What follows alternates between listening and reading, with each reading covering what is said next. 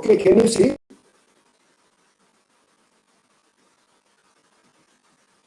You can go ahead. Okay, just let's check if we can move to slides.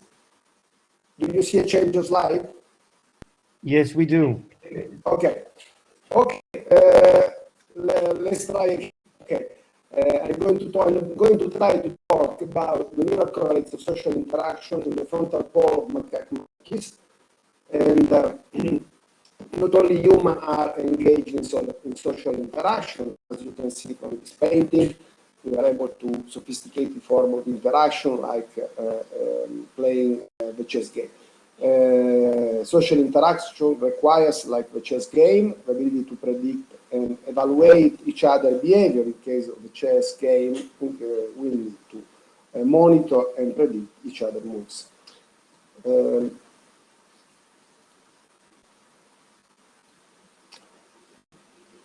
Also, monkeys are able to interact socially and to acquire social knowledge useful for reciprocal altruism, for cooperative behavior, and also to work together in what is called joint actions.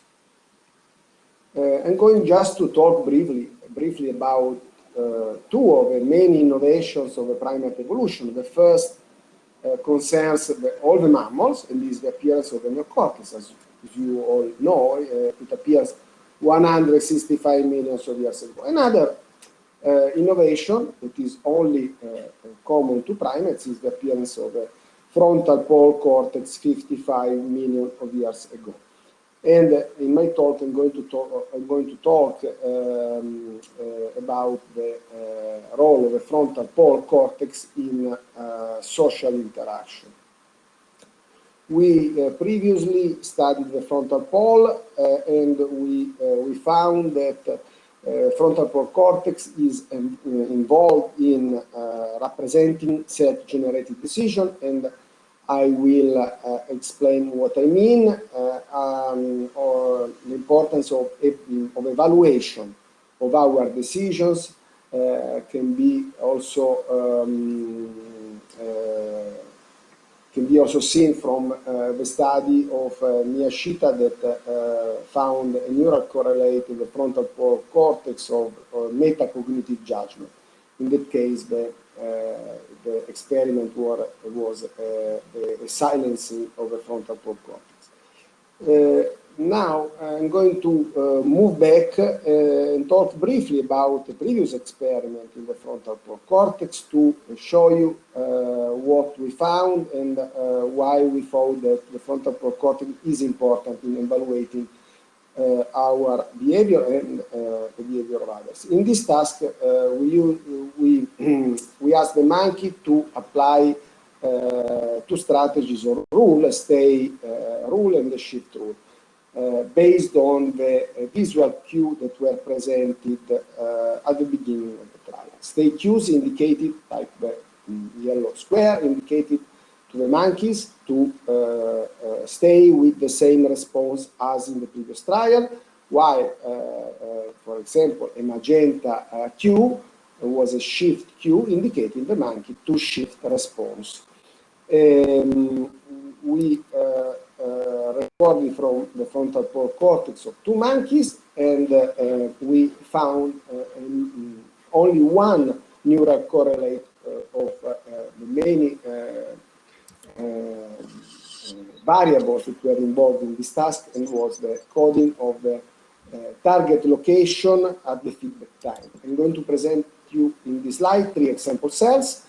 The activity is aligned with feedback, and we see that the first two cells had a greater activity for the left target, while the third cell on the bottom showed a greater activity for the right target. All these cells were involved in evaluating the decisions made by the monkey after the decision was made. We didn't find a neural correlate of the target location in the delay period. And we didn't find a neural correlate of the strategy coding and of the object features of the visual cues. in the new experiment I'm going to present, we will extend this task in modifying some aspect of a task in the social domain. And we want to understand the role of the frontal pole cortex in social interaction, and considering that during social interaction we need to operate a distinction between what we are doing from what others are doing. And our question is which neural mechanism allow us to distinguish our action from those of others. Obviously, it's mirror neurons cannot perform these functions. They don't allow a distinction to be made between action performed by self and by others, and they don't specify which social agent is performing an action. We need different neural substrates. In the past, we have studied social interaction in different areas: dorsolateral prefrontal cortex, medial frontal cortex, including area 9 and supplementary motor area, and dorsal premotor cortex, finding in all these areas at a different level signals indicating that neurons can predict the other agent action in a very specific way. So we wanted to test if the frontal cortex area 10, that is connected to all the areas to examine previously, like area 9, dorsolateral prefrontal cortex, and dorsal premotor cortex, is involved in making this distinction or not. We implanted youth arrays in 2 monkeys, so we recorded chronically the activity of the frontal cortex using what we call a non-match to goal task. In this task, the monkey is presented with 2 targets, 2 object targets, and the monkey's task consists in choosing the object target that was not selected in the previous trial. For example, if the previous choice was a magenta object, the magenta object cannot be chosen again, and an alternative target should be chosen. In this task, we have a delay period, a go signal that corresponds to the disappearance of a central circle, and an holding target period plus a feedback and reward period. We will focus mostly on this period around the moment in which the monkey is touching the target. The next slide, I'm going to show you the interactive aspects of our task. We also add a human interaction block and a computer interaction block. In the human interaction block, monkeys and humans alternated in the execution of the task. In the computer interaction block, a computer was alternating with the monkey performing the trial. In the computer trial, we had a cursor that was moving toward the target instead of the hand. Let's consider these 2 examples that are very similar. We are considering the same sequence of events in the human interaction block and the computer interaction block, considering the only difference that the agent is a human agent, in the other case is an inanimate agent, a computer. We have a way to assess if the monkey is monitoring the other agent, that is evaluating the performance in the monkey trials after the other agent trials. That is, in this example, trial 4, both in the human interaction block and computer interaction block. In this case, the monkey can perform above chance only if the monkey performed the monitoring of a previous decision of a human or of a computer. If we look at the performance after monkey and after human, we see that the performance is very similar. And this indicates that the monkeys were, both monkey 1 and monkey 2, were performing the task as accordingly to our expectation. and we could use this task to test the role of a frontal pole in monitoring others' choices. We studied different periods of the task. The most interesting period is the period around the touch of a target, and we classified the neurons in only monkey, only human, of both agents neurons.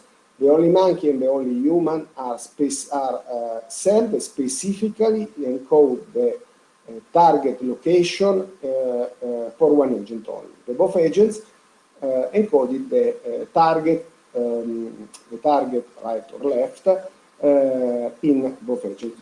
As you can see, the both agent cells are a minority of the cell. If you look at the delay, we have no prediction. We have a 5% of cells that are encoding the target location in the human trial, indicating that there was no prediction for the frontal pole, no activity, predictive activity for the other agents' actions. I'm going to show you two example cells specific to each agent. This is a raster plot. Each row represents a trial, each dot represents a spike. We sorted the trial based on the target location, right or left. And as you can see from the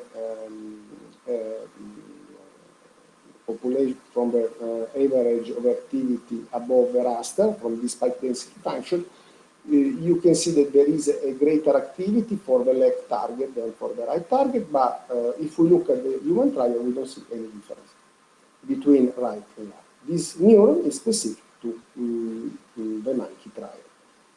Let's see what we call an only human neuron. This neuron is involved only in coding the target location in the human trial with a preference represented by the light blue line for the right target. Looking at the monkey trial, we don't see any difference between right and left location.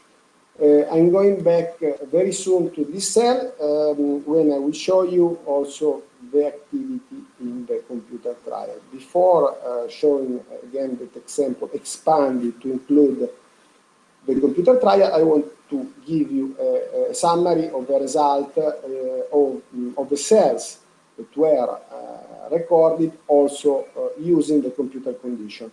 We divide the cells in several categories.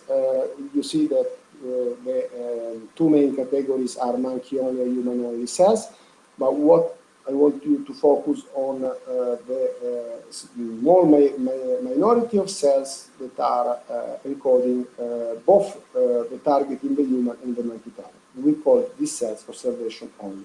This is a very minority of cells. We have also a small percentage of cells that is encoded in the target location only in the computer. I am going to show you first the very rare cell, the cell that is very uncommon, the observation cell. We see that the cell has a similar activity in human trial and computer trial with a preference for the left part. This is a very uncommon cell, and in the next slide I'm going to expand, as I told you before, the representation of the cells that I showed you before, including also the computer trial.